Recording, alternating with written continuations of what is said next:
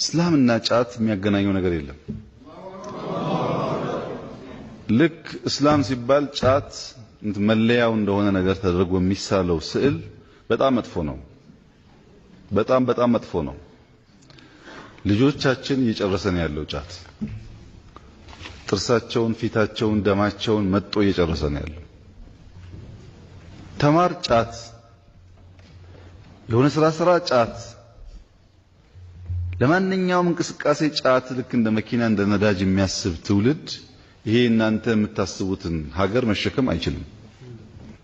በአንድ ቀን አናጠፋውም። ይሄ ነገር ልምምዱ የቆየ ስለሆነ ግን አስቡበት። አንደኛ እስላምና ጫት የሚያገናኘው ነገር የለም። ረመዳንና ጫት የሚያገናኘው ነገር የለም።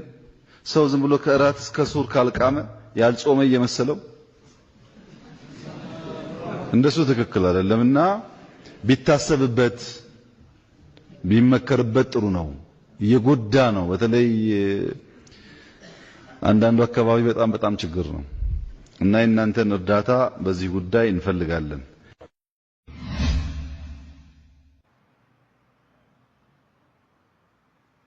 ሌላው ጫት ይቅማል፣ አንተ አትቅምም። ምን ቸገረ? በአንተ ገንዘብ ነው የገዛህ። እኛ እኮ እንደ አስተዳደራዊ ጉዳይ ነው የምናወራ። በአንተ ገንዘብ አይደለም የገዛህ፣ በራሱ ብትፈልግ ቃም ከሱ ጋር ባትፈልግ ተው።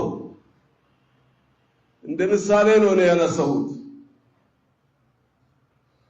ሰፊ መብት እያለን እዚህ ላይ ማጠናከር ምን ያመጣ?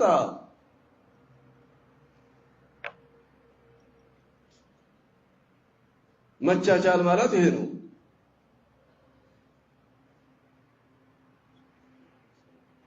ለምንድን ነው በትንሽ ነገር ወንጀል ውስጥ የምንገባ? ወንጀል ሐሜት ነው። ሐሜት ትልቅ ወንጀል ነው። ትላልቅ ዙልም ውስጥ ለምንድን ነው የምንገባ? እስላምና ጫት የሚያገናኘው ነገር የለም።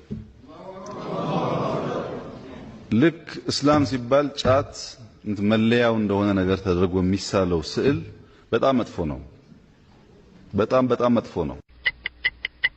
ሌላው ጫት ይቅማል፣ አንተ አትቅምም። ምን ቸገረ? በአንተ ገንዘብ ነው የገዛህ። ልጆቻችን እየጨረሰን ያለው ጫት ጥርሳቸውን፣ ፊታቸውን፣ ደማቸውን መጥቶ እየጨረሰን ያለው። እኛ እኮ እንደ አስተዳደራዊ ጉዳይ ነው የምናወራ። በአንተ ገንዘብ አይደለም የገዛህ፣ በራሱ ብትፈልግ ቃም ከሱ ጋር ባትፈልግ ተው። ተማር ጫት፣ የሆነ ስራ ጫት፣ ለማንኛውም እንቅስቃሴ ጫት ልክ እንደ መኪና እንደ ነዳጅ የሚያስብ ትውልድ ይሄ እናንተ የምታስቡትን ሀገር መሸከም አይችልም። ብትፈልግ ቃም ከሱ ጋር ባትፈልግ ተው። በአንድ ቀን አናጠፋውም። ይሄ ነገር ልምምዱ የቆየ ስለሆነ ግን አስቡበት። አንደኛ እስላምና ጫት የሚያገናኘው ነገር የለም። ረመዳንና ጫት የሚያገናኘው ነገር የለም። ሰው ዝም ብሎ ከእራት እስከ ሱር ካልቃመ ያልጾመ እየመሰለው እንደሱ ትክክል አይደለምና ቢታሰብበት። ብትፈልግ ቃም ከሱ ጋር ባትፈልግ ተው። እስላምና ጫት የሚያገናኘው ነገር የለም። ልክ እስላም ሲባል ጫት መለያው እንደሆነ ነገር ተደርጎ የሚሳለው ስዕል በጣም መጥፎ ነው። በጣም መጥፎ ነው።